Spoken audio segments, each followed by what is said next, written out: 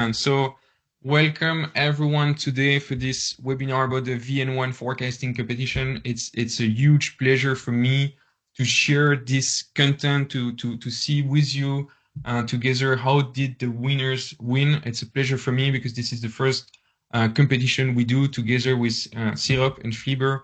So it's really a pleasure. I'm myself very excited to see what happened during this competition. Before we discuss the winning tricks, the winning models, I'd like to give you just a bit of introduction on what was this competition about. We have today many people joining this call. I suspect we have students, we have academics, we have professionals, we have consultants, software vendors for sure. I'm sure that many of you tried yourself to submit a forecast for the competition, but I'm also absolutely sure that for some of you, it's still maybe a bit unclear what was this competition about. So the VN1 Forecasting Competition was about forecasting the sales of 15,000 different combination of products and clients, and you had to make a forecast for the next 13 weeks. We wanted this competition to be as realistic as possible, so we basically took raw sales data directly from Flieber. We didn't use any kind of specific filtering or anything like that. So we really wanted this to look like real data from real client, the real thing you would see as a professional. So we cut the competition in two phases. You had the first phase where people had access to phase one data. You can see that on my screen. This is the blue line. And using the blue time series, they had to forecast phase one, so the next 13 weeks, the orange one. And as you can already clearly see, we have some heavy seasonality in this data set. That was phase one. We had, I think I have to check that, but up to 250 people or teams participating, submitting forecasts. Some people, I think, submitted up to 50 different forecasts to try to get the best possible score in phase one. But phase one was just a kind of a warm-up where you could see your result, you could try as many solutions as you wanted to, but that was just the warm-up. Then you had the real test, phase two. That's the green line on my screen. So during phase two, we published phase one data, so people could also use that to train their model, and they had to submit a final forecast for phase two. But this time something was different. You could only submit a single forecast. Well, actually, if you submit a multiple, we would only take into account the last one, and you couldn't see your results. So basically, you had no idea if that was working or not. You had to do a single last forecast. That's extremely realistic because in real life, you have to make a forecast for the future, and that's your forecast, and then you have to make decision from that. So people to make these forecasts could use historical sales, as you can see on my screen. We also had access to prices. Something that was a surprise for some of the people trying the competition is that you had no access to future prices. I think that's also quite realistic. If you're forecasting 10,000 different products, you don't really know the prices you're going to use in the future, especially if you look at the next 13, 26 weeks. There is so many combinations. No one knows really what the future prices will look like. So we only gave information that was really accessible at this point in time when you had to make the forecast. Unfortunately, VN1 is not perfect. That also calls for more competition in the future. I'm sure we will do that in the following years. VN1 was not perfect. We had no access to inventory. That's one of the main things we will make sure that in the next competition we have access to. Last comment regarding the competition here. I'm quite proud of that no one complained too much about the scoring metric. The scoring metric is the metric we use to assess the quality of a forecast. And in this case, we basically combine the bias. So we don't want this forecast to be too high or too low. And we combine that with the mean absolute error. So by combining these two metrics together, we make sure that we are accurate and we make sure that we are not too biased. Selecting only MAE would have resulted in under forecast, most likely because you can hack MAE by providing quite low forecast. So we wanted to avoid that by combining these two. As I always say to my students and my clients, there is no perfect forecasting KPIs. I'm not saying this one is perfect. I just find it's a very good compromise between something that's quite good and at the same time that is not too complicated. So I think this is the best compromise we could find. Now, beyond the competition, VN1 is also a community. We had a lot of people sharing notebooks, sharing ID, discussing. I also would like to congratulate Olivier Springer for the 3 notebooks he published. And he had the most community endorsed notebooks that were used by many participants. Olivier is one of the winners today. He also gets a prize as he basically contributed to the community. You can still see and use his work. You need to go to the competition on phase 1, go to notebooks, and you will see the work of Olivier, but also the notebooks from other people around the world. Again, a lot of people discuss this, share ideas. I'm sure that in the future they will do that too. And that goes to my next slides. The data sets are available to everyone. Use them to do research, use them to try out your ideas, to share your ideas, to share new notebooks, to try and test things. This is something you can do. The data sets are there. We also share the winning submission, so you can also compare yourself to the winning submission if you want to. We want the community to be able to use that in the future.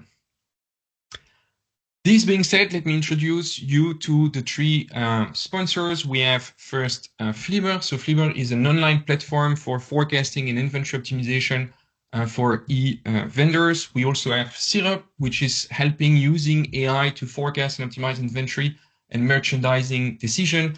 And finally, my company Subchains, and I am helping supply chain leaders to train their team and develop models. As I introduced these sponsors to you, I'd like to ask them a few questions to discuss this competition.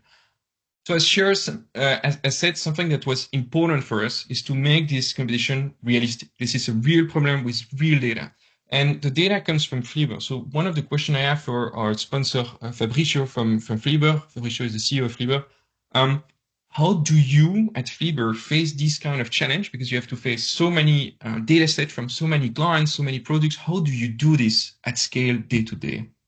Yeah, that's a great question, Nicholas. So first, congrats to everyone who won, and thanks for everyone who participated.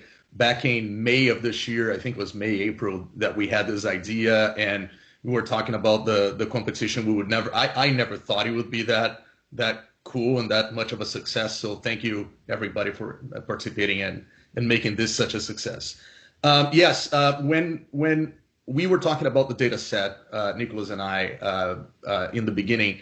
I wanted to make it as accurate as possible with reality, right? And our reality is that we have to do as plug and play as possible for our customers. We have to do forecasts, we have to project inventory, we have to do a bunch of things. And this is extremely hard. First, because you don't have access to a lot of data. We don't have the chance to sit with customers and contextualize data and gather data from spreadsheets and things like that. So we get whatever we can get from the integrations. That's why we didn't have inventory, because for a bunch of customers, we only have partial inventory information because they only have natively integrated part of the inventory. So it's a huge mess in the end of the day, and it's extremely hard to do that. I usually say that Flibber was at the same time my greatest idea and my dumbest idea. Greatest because I really think it's an amazing problem to solve. Dumbest because it's the hardest problem by far to solve in retail. And I'm sure James will relate to that.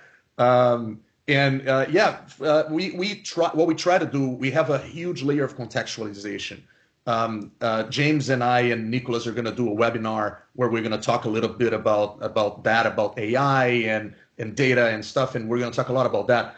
A lot of our work is contextualizing whatever data we have, because data in retail is faulty by nature. You have stockouts, for example. What are you going to do? Are you going to project 0 sales? You can't, and you don't have the information from inventory.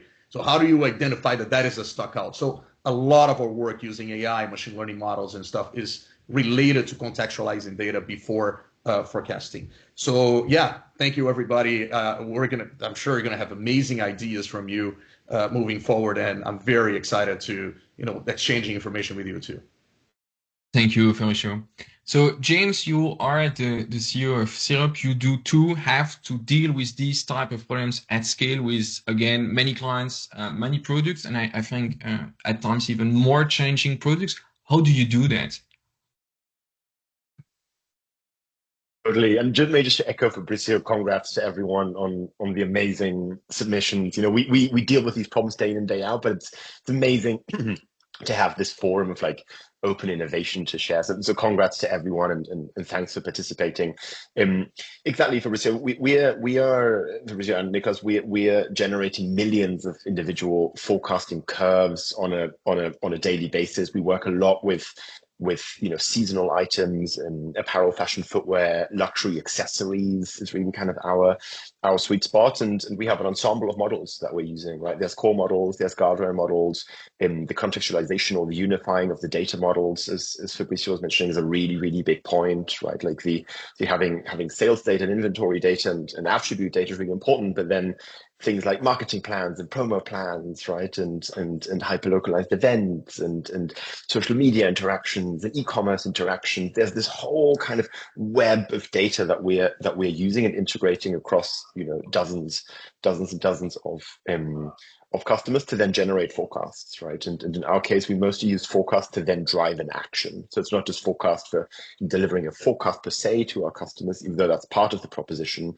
It's delivering a forecast to then drive a buying decision, right? Or a replenishment decision or a rebalancing decision or allocation decision or a supply chain decision. So that's kind of the problem in our context. So, James, you mentioned AI. Fabrizio mentioned AI. As you all know, I also do use AI. All the winning solution used partially or entirely AI. So everyone is into some sort of AI or machine learning, whatever you call it. So for you, again, in your experience with Serum, is this all about just trying to do more and more and more advanced model, going for more advanced algorithms, or is it kind of better understanding the business of your client, the business underlying the data? Is it a mix of both? It's a great question, Nicholas. And I think there's a lot of hype and a lot of buzz around AI, right? And kind of the data scientist in us is kind of always on that path of how can we use the next coolest iteration, right? Or the next most sophisticated. And there is definitely value in that, right? Like at Syrup, we're extremely excited about the power of different neural networks and different embeddings on how we can drive ever more sophisticated forecasts and how can we go from a model that has a few parameters or a few dozen parameters to a million parameter model or a billion parameter model to drive accuracy there. But at the same time, I think it's all about verticalization and business understanding, right? Just using a horizontal layer or just making sure that you're, taking the ever next iteration of it. That's not where you're going to get the big performance gains, but it's really the contextual understanding and the business understanding. And that's why I'm really excited to also hear from our winners today, right? And how they thought about that and how they made that trade-off between business understanding and business logic versus sophistication of the engine. It's a bit of both in my perspective. Let me on this take back the presentation. I will give the floor while keeping the slides to Anne, so he can start introducing his ideas, and then we will have the other winners presenting theirs. So Anne, if you don't mind to take the microphone, I will continue sharing the slides on my side, and we can all welcome Anne on the virtual floor to introduce his model. Yeah, thank you, Nicholas, and thank you for having me. So before we start, who am I? So my name is Arne. I have a background in mathematics, and currently I work as a data scientist at DM, a German drugstore chain. In my free time, I like to cook and try different dishes. And this is actually the first time that I participated in a data science competition. And I wanted to try out if the models that work in my day job also work here. So due to the time, I only give a broad overview of my forecasting solution. So my solution consists of 3 steps. So the first step is, in the first step, I train different individual models on the trained data set. So large GBM models and TimesFM. So you all are probably familiar with large GBM.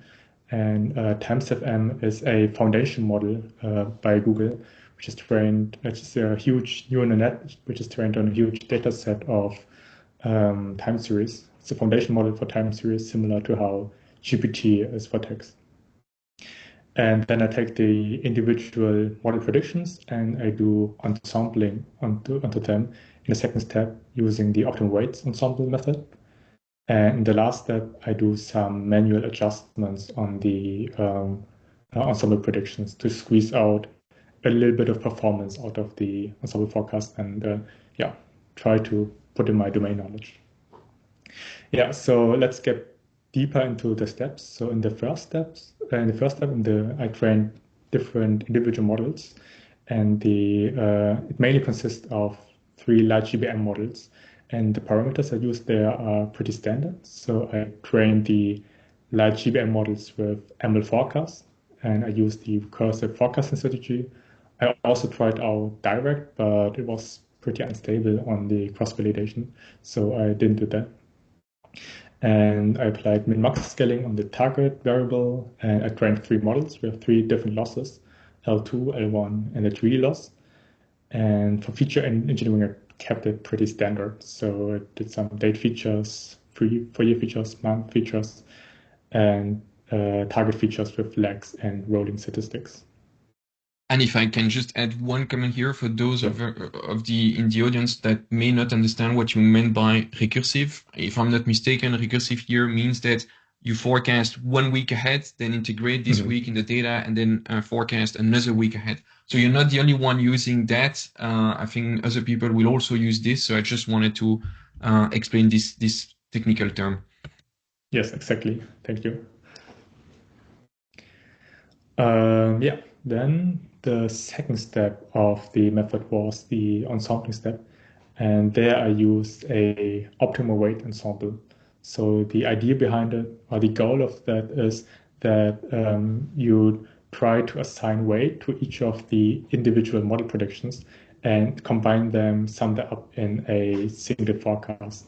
And you try to optimize those weights so that the weights minimize the total error, which is the competition error that Nicolas presented earlier. So it's a combination of bias and mean average error, and it is then optimized via gradient descent. And here below, you see a graph with the weights that were assigned to each of the individual models. So the large GBM model got a weight between 0.3 and 0.1.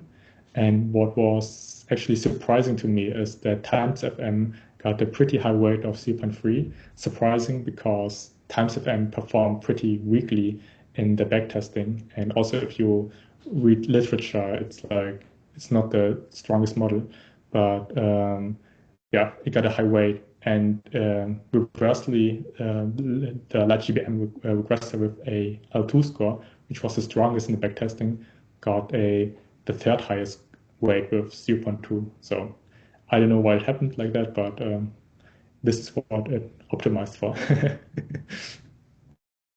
Yeah.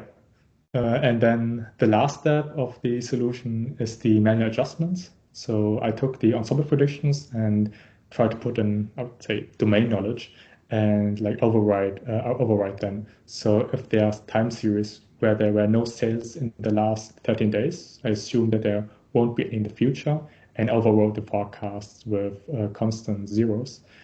And also, if there's a time series with high seasonal patterns or high seasonal trends, which I found out by finding time series with high seasonal autocorrelation, there I overrode the forecast with a seasonal naive model.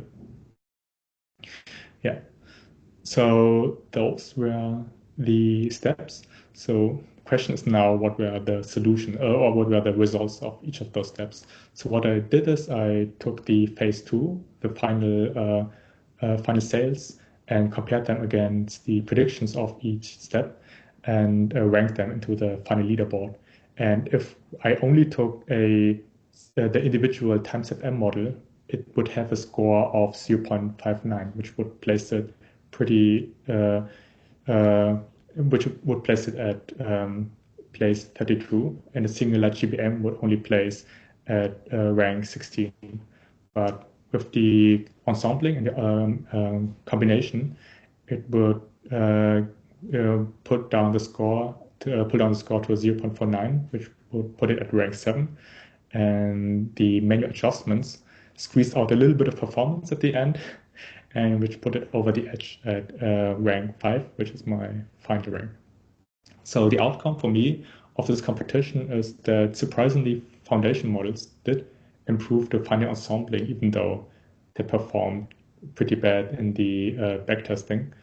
And the second outcome for me was that manual intervention or manual adjustments of the forecast, so putting into your own domain knowledge, can prevent the model from making mistakes in the future and squeeze out a little bit performance from the score.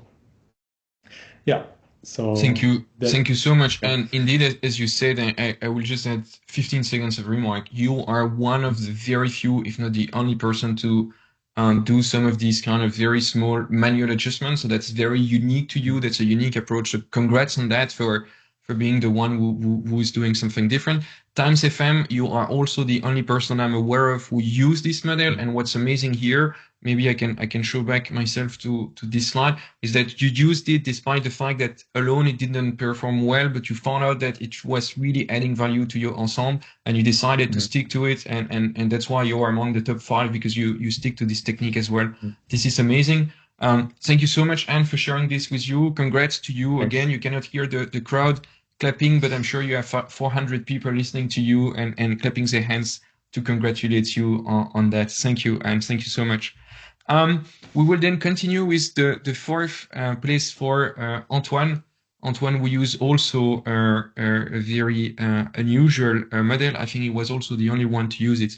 So Antoine, please join me on this virtual floor to introduce your model. I will move on with the slides.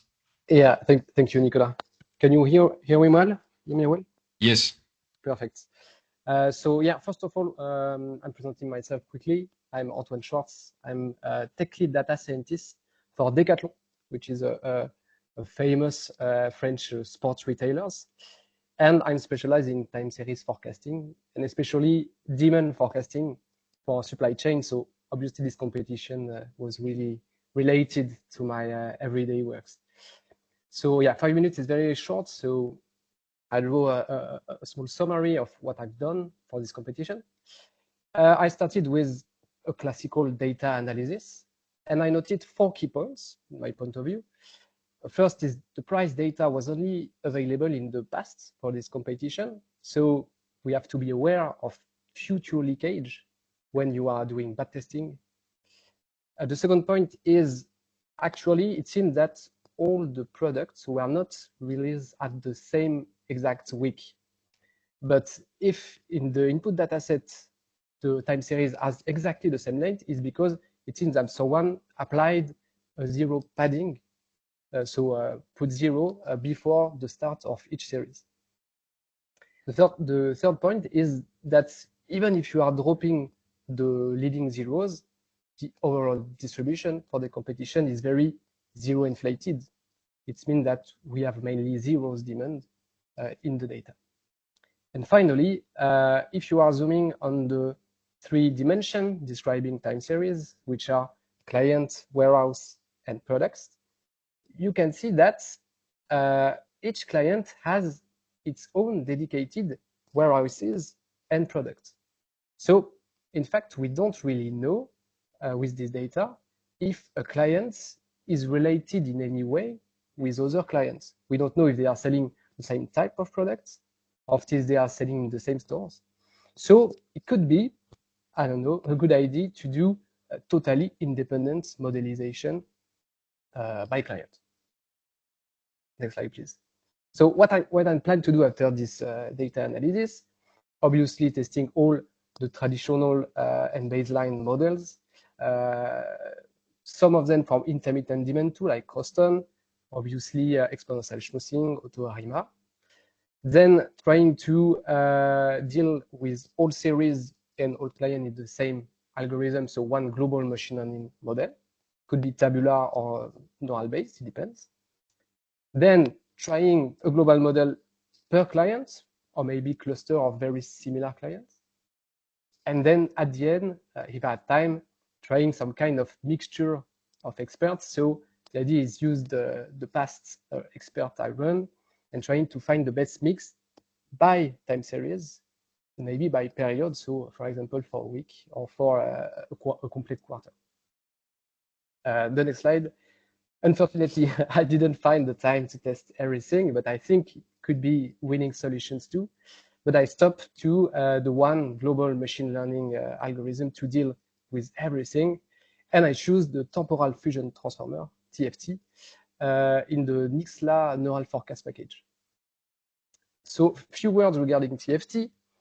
So it's a neural-based algorithm. It's the Google star for multi-horizon forecasting. So it's not a recursive approach here. It's a direct approach. It's very easy or fine to use because, in my opinion, it's a nice properties. It's compatible with all type of covariates. It means static one, dynamic one, but just observed in the past, and dynamic one known in the past and in the future. And to summarize, the TFT's effectiveness is based on a subtle combination of specialized components. I list them here. You have the sec-to-sec, so by default LSTM layers for dealing with local time processing. Then you have the well-known now multi-edit attention, so the transformer architecture for integrating the information for any step.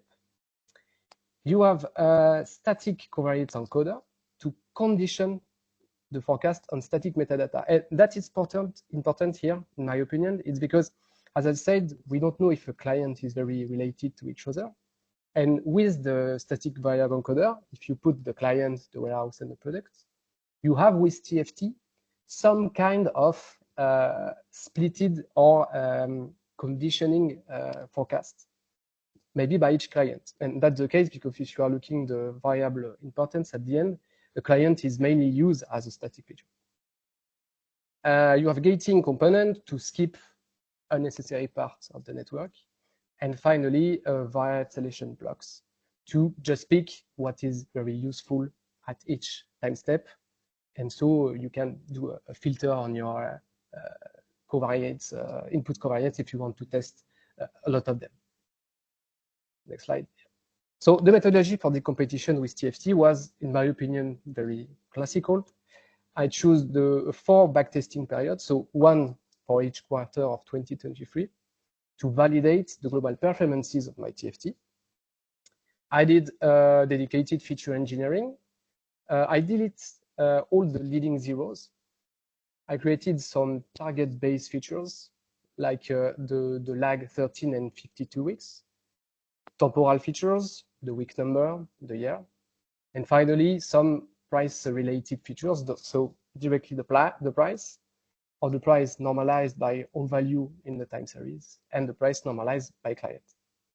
And I put everything at the end in one global Bayesian hyperparameter optimization, trying to find obviously the best performances for the best hyperparameter, for my TFT. A way to deal with the price features too, because by default, as is just available in the past, it should be observed dynamic covariate.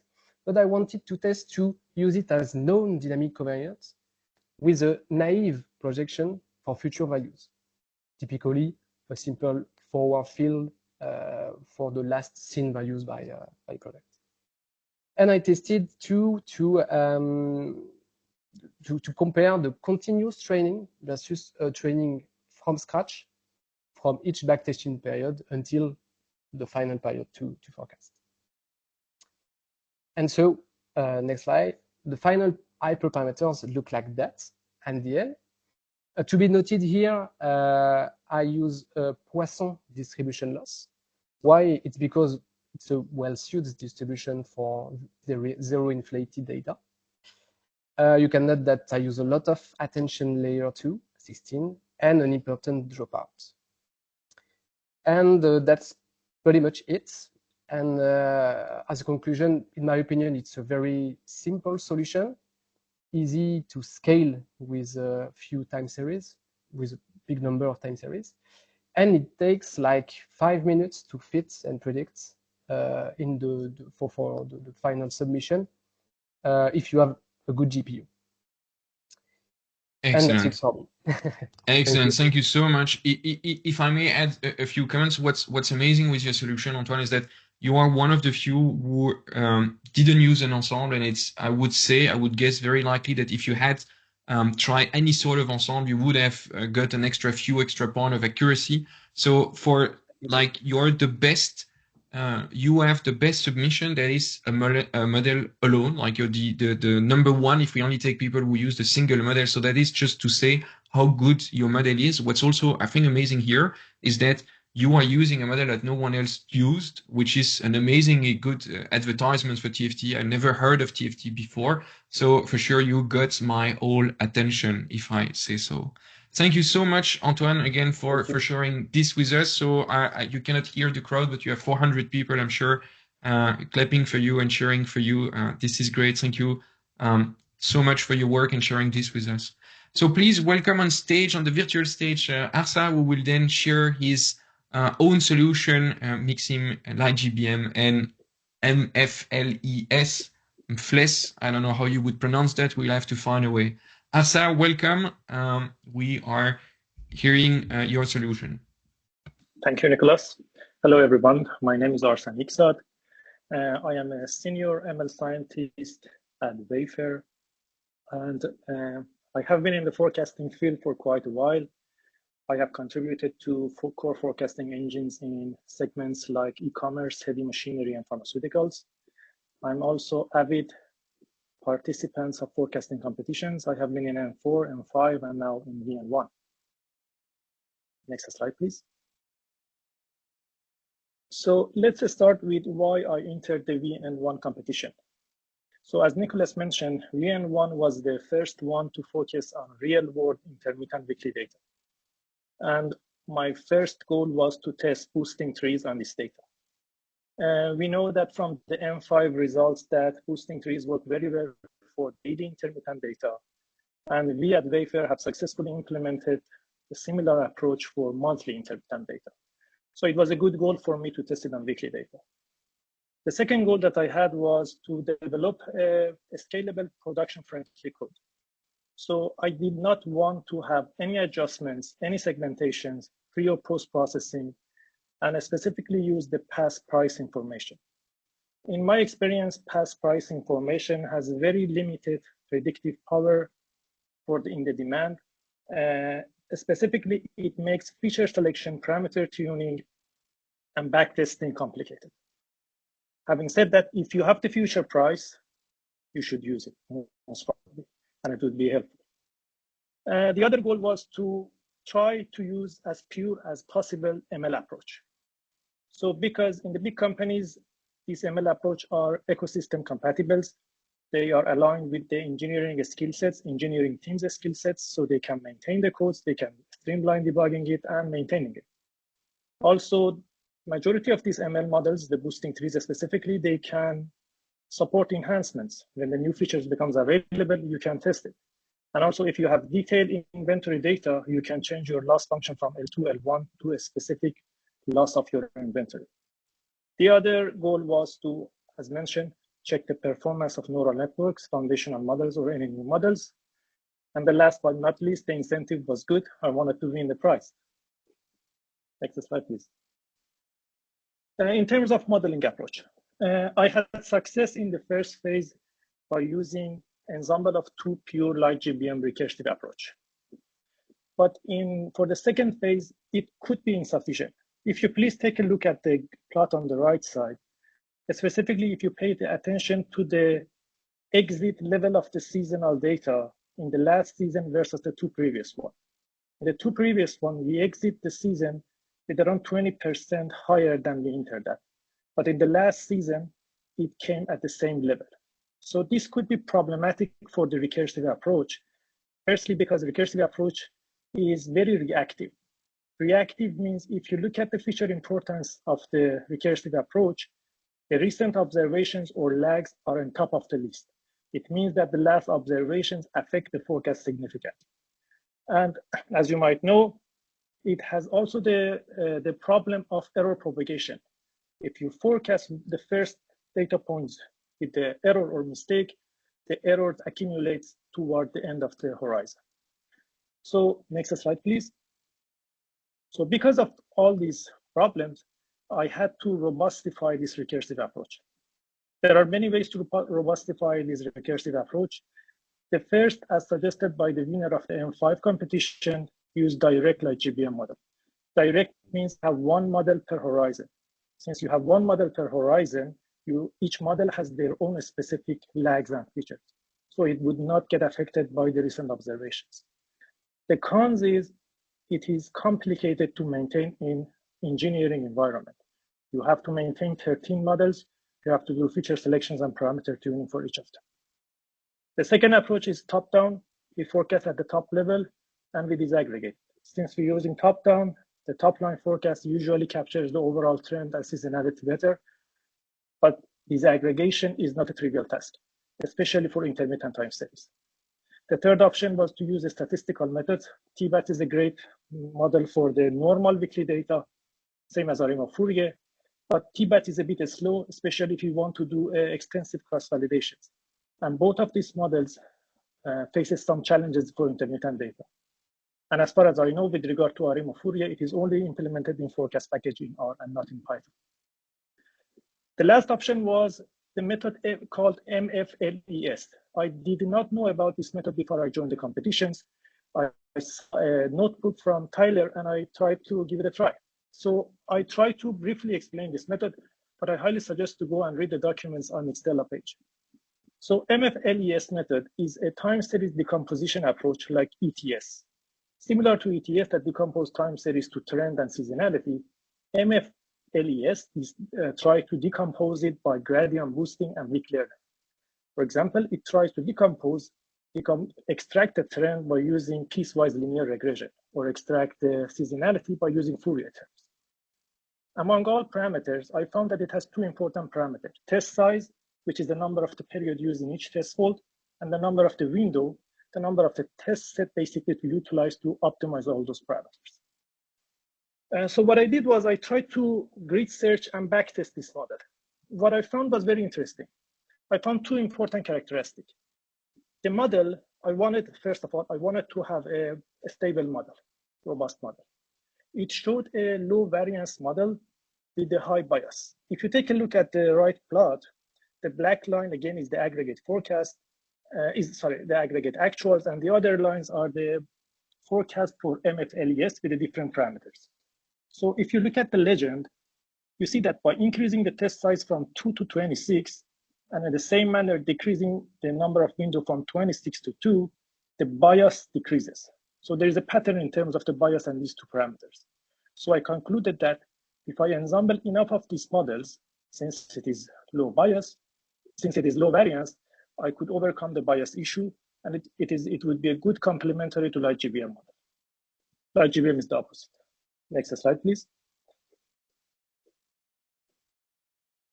So what I did was basically, in terms of the parameter tuning, feature selections, parameter tuning, and number of the models, everything was determined to a 10-fold overlapping cross-validations with the window size of 13.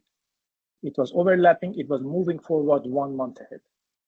So I had basically 140 features for light GBMs, 10 parameters for light GBMs, and I had 6 parameters for MFLES that I tuned. And everything was determined purely by the cross-validation, nothing left for intuition or experience. At the end, I selected the 2 best models of light GBM and 5 best models of MFLES, and I ensembled them 50-50. And finally, if you were curious about what would be the scores and rank of each of those individual models, the 2 light GBMs would have ranked first. The ensemble of them, of course, was better. 5 MFLES would rank 20, and the final ensemble would score 0.47, which is rank 3. That's it pretty much. Thank you.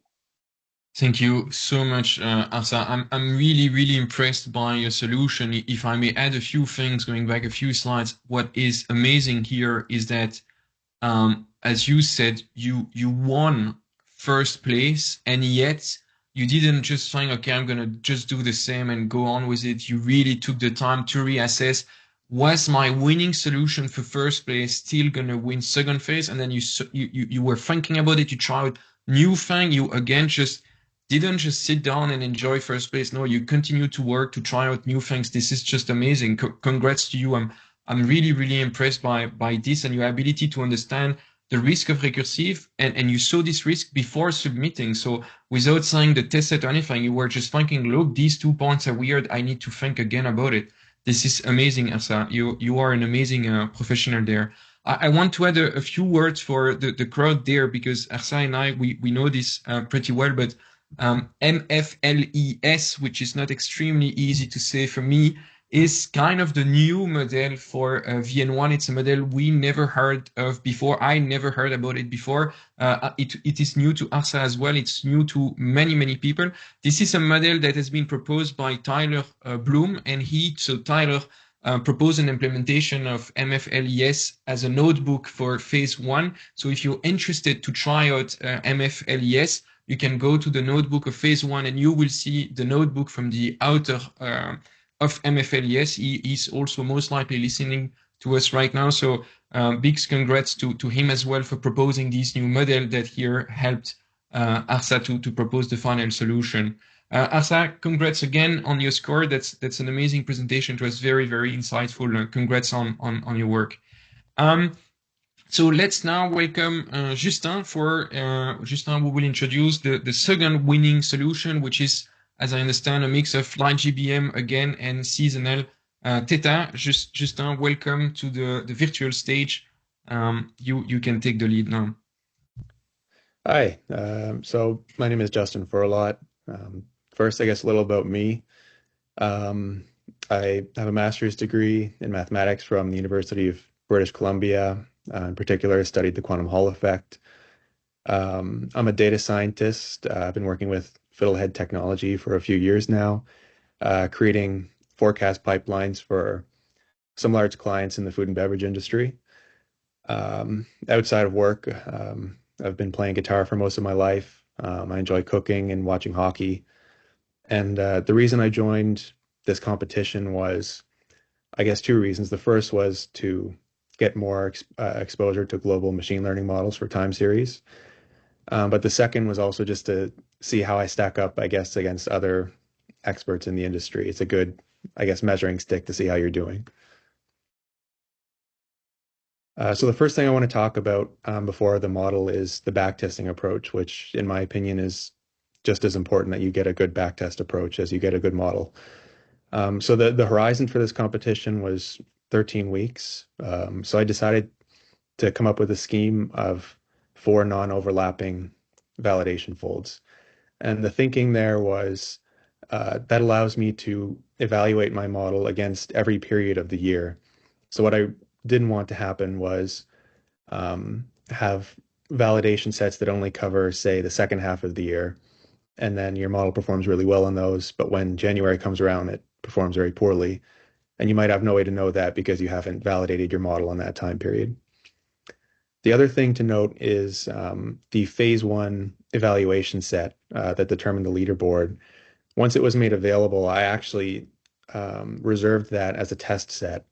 So I didn't include it in any of my ensemble optimization or hyperparameter tuning or anything like that. I'll talk a little bit more about it later, but I only added it at the very end.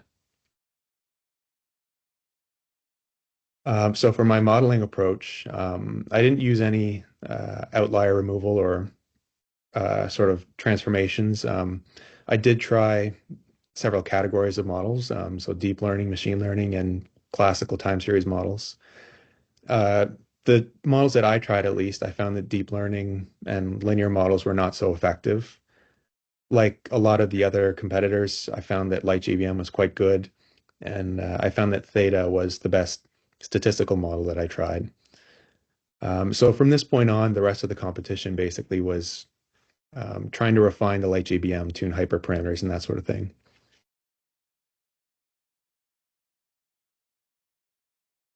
So most of the time actually was spent in that phase, just tuning the hyperparameters engineering features, that kind of thing. I set up a script with Optuna to try and tune the hyperparameters, but actually I found that it wasn't as good as, I guess, just human intuition. So I got kind of a starting point with Optuna, but from there I sort of manually tune the hyperparameters actually. The most important one that I found at least was changing the objective function. So I tried Tweety distribution with no transformations, and I also tried some more standard metrics with standard or min-max scalars. And then, of course, the typical like GVM hyperparameters, a number of leaves, regularization strength, that sort of thing. I ended up settling on a Tweety MLE, and I think that's because, as was mentioned earlier, the data is quite heavily zero inflated. And I found that the best variance power was about 1.5. I used both direct and recursive light GBM models in my ensemble. So the hyperparameters were tuned using a recursive model. And then I used I used the same hyperparameters on both models. The difference was I used a different set of features for the direct model as I did the recursive one. So the features are nothing crazy. For recursive, I used client, various lags and rolling statistics, and some date features. The direct model, I used all of these. And in addition, I also used warehouse and product, a few more rolling means, and then a few custom features. So number of weeks since the last non-zero sale, cumulative proportion of zeros in the time series, and the time passage, which is just like a dummy variable that counts the number of observations. So like 1, 2, 3, and so on. For ensembling, just a simple weighted sum of the models, and the weights were optimized, similar to some other competitors' strategy, basically just minimizing the competition metric over all the backtesting validation sets. One thing I tried though, I initially made an ensemble out of basically every model that I tried, so something like 20 models, and I only looked for models that had, I guess, reasonably large weights, which I kind of half arbitrarily decided was about 5%. So the thinking there is I didn't want to have something like, I don't know, say N beats that in my case wasn't performing super well, but had a weight of about 2%, if I recall correctly. That just seems to me like unnecessary complexity and, maybe overfitting the validation sets. So looking at only the models that had sort of reasonable contributions, I ended up selecting 3. So there was the light GBM direct and recursive, and also seasonal theta. And those 3 compromised my final ensemble. So once I had selected those, I finally incorporated the final test set. So everything I described so far was just using those 4 validation sets and reserving the phase 1 evaluation set as a test set. And basically, I used that test set as few times as I could get away with. It wasn't involved in any sort of feature engineering or hyperparameter optimization. I basically used it as a sanity check at the very end to make sure that the test set score was similar to my backtesting validation set scores. And once I had selected those 3 submodels, so the light GBMs and the seasonal theta, I then finally included the test set as a 5th validation fold, and then I reran the weight optimization code and got my weights, which were 45% recursive, 15% direct, and 40% theta. And so yeah, that's it for me. Nothing. Justin, congrats so much on your achievement and your medal. I want to go back to one slide to make sure that everyone sees what you achieved there. You said it yourself in another slide, up to 20 models. This is amazing, and I'm sure that your performance in this competition was driven by the fact that you were able to test so many models. You're maybe the one who tried the most model I am aware of. I even see here, so of course, Theta, as you mentioned. So Theta, if I'm not mistaken, won the VN3 forecasting competition that was maybe 15 years ago, I think. So it's interesting to see that Theta is making kind of a comeback for this competition. It's very interesting. I would not have bet on Theta for sure, but I was wrong. And I see on this slide that you even tried Mappa. I used to be totally in love with this model. I implemented that for 2 clients. I'm glad to see that someone else is using Mappa. I don't know if the author of Mappa, Nikos Kourenses, is on the call, but I'm sure he might also be interested to see that you tried Mappa out. Thank you again so much, Justin. We will then welcome the winning team so that Philippe and Jacob, you can explain your winning solution. Welcome to the virtual stage. Great, thank you, Nicholas. So we are the Zero Theorem, named after a Terry Gilliam movie with Christoph Waltz and Matt Damon, where the lead character, Cohen Leth, spends a great deal of time crunching numbers. Next slide, please. So my name is Jakub.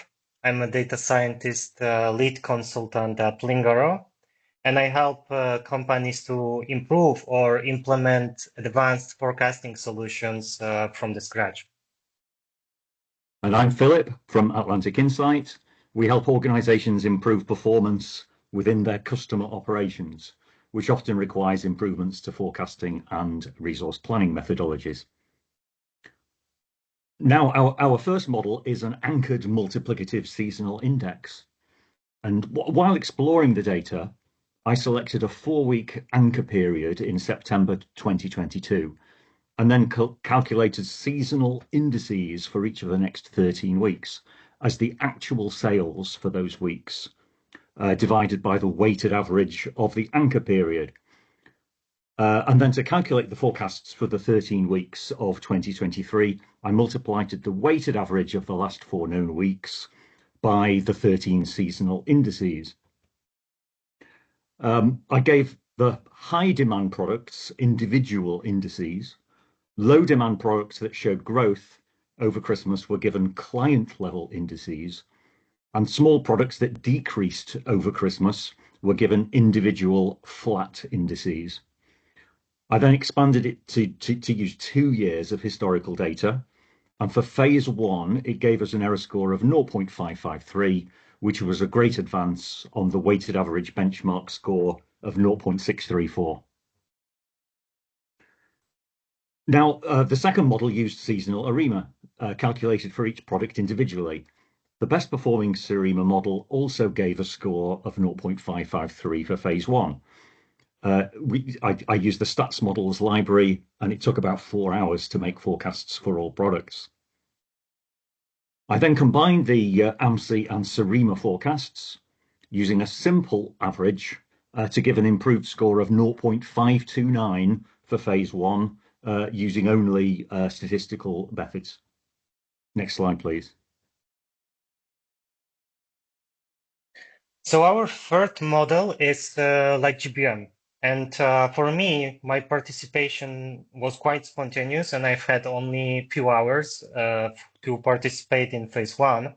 So like GBM was kind of obvious choice for me because it's extremely fast and it can model these complex relationships quite well.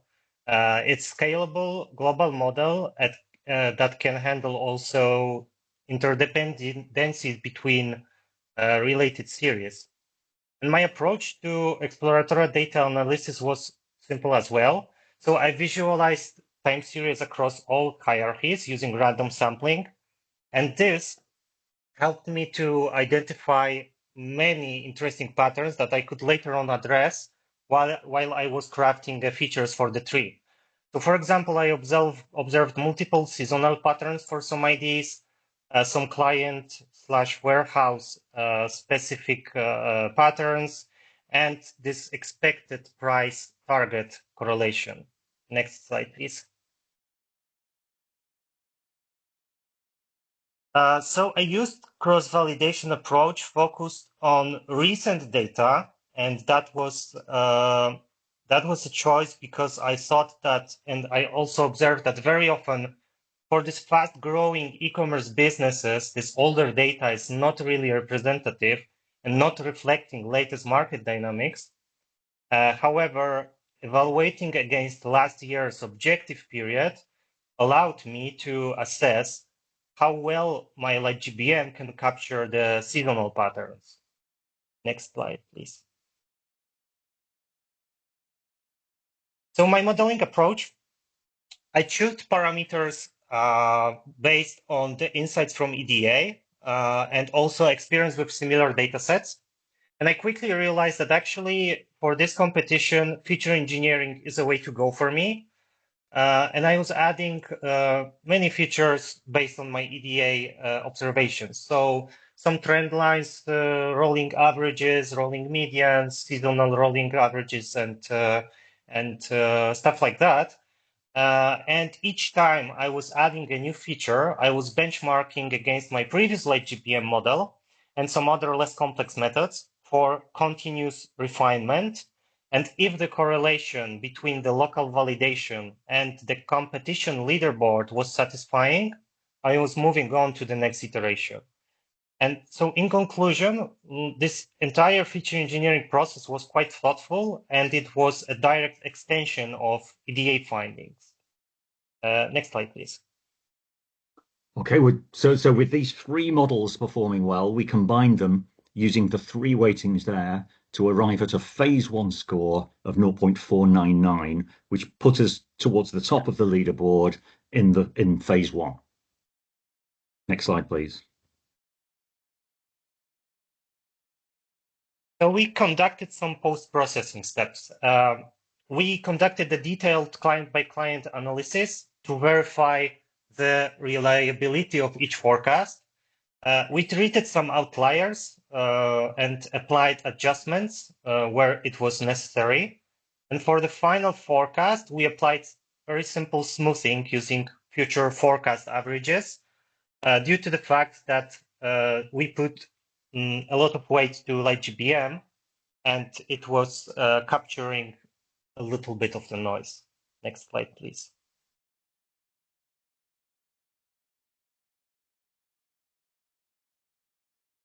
So takeaways. My three key takeaways from this competition is that actually, again, gradient boosting trees are dominating time series forecasting competition. Cross-validation for these fast-growing businesses requires caution, and feature engineering is crucial and can take you far with just a single model. And on the final 3 points, the combination of the two statistical models was close to the accuracy of LightGBM for us in phase one, but I believe the AMSI method will be of limited benefit away from the Christmas New Year period. In our case, we found that combining forecasts helped improve accuracy and reduce the impact of model-specific errors and biases. And our final point is that forecasting is a social endeavor. Through our collaboration, both Jakob and I believe that we achieved better accuracy than either of us would have done alone. Working together allowed us to share insights, make better decisions, and challenge each other to improve. The process not only led to more accurate results, but it also was more enjoyable as a team effort. So forecasting.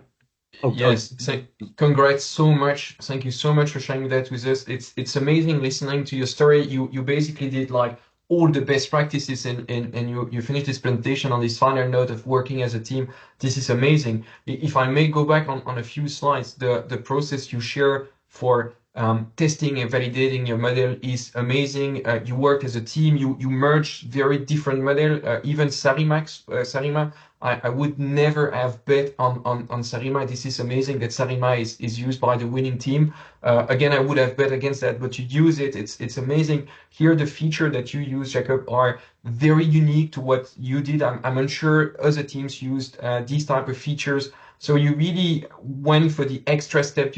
You tried out so many things. You had a cross-validation scheme that is so powerful. You use this amazing ensemble of model, and I would even say that your team is an ensemble of two different people with different mindsets, and you validated your data using all of that. It's amazing. Congrats to both of you. Now, if I may take the floor for some final conclusion on my side, what did I learn from VN1? I will write a kind of a more in-depth analysis in the following weeks.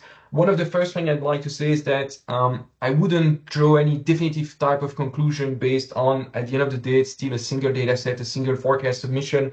But we still see some trends that we've seen also in previous competition. Winners usually, not always, but usually they try out different approaches, different models. They try again and again, and the final forecast is usually made up of many different sub-models. And what they also all share, and we saw it here and we saw it previously, they have all a very, very strong way, robust way to try out the model. And this is amazing. And if you look at the winners, they really share these three key aspect of trying different things, finding an ensemble, and having some very rigorous way to test that.